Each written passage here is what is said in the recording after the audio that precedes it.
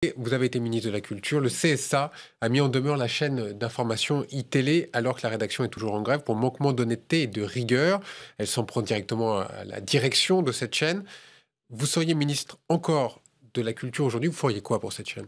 Écoutez, je pense qu'on voit bien que les chartes éthiques et tous les engagements qui sont pris par les patrons de chaîne sont parfois des lettres mortes.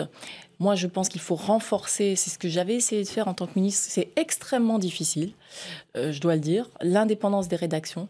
Il faut donner une véritable indépendance Elle n'est pas indépendante aujourd'hui, cette rédaction? Aux rédactions, pour leur donner la force de pouvoir résister à leurs actionnaires. C'est ça, aujourd'hui, l'enjeu.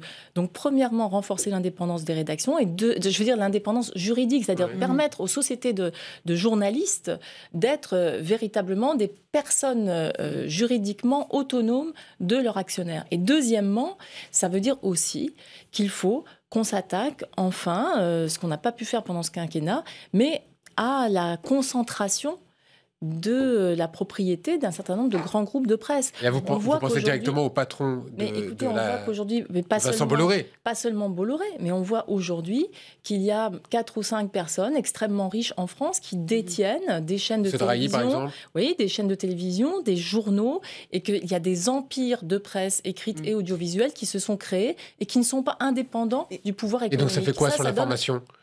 C'est une grande menace sur l'information, c'est une grande menace sur la liberté démocratique. Ici, on a de la chance parce qu'on est sur une chaîne indépendante, parce qu'elle est totalement publique, et heureusement. Et donc quand vous prenez la chaîne comme iTélé, par exemple, aujourd'hui, elle n'est pas indépendante, et on en finira sur cette question. En tout cas, je considère les journalistes font preuve d'un grand courage, d'une grande indépendance, et je les salue et je les soutiens, parce qu'en plus, ils sont évidemment menacés de représailles dans leur carrière. Ils ne doivent pas lâcher. Ils ne doivent pas lâcher. Ils doivent continuer la grève. Et heureusement que le CSA a enfin pris cette décision. Mais maintenant, il y a un problème, c'est comment on fait pour qu'on ne puisse pas avoir ainsi des empires audiovisuels et de presse écrite qui se constituent dans les mains de puissances qui sont des puissances économiques.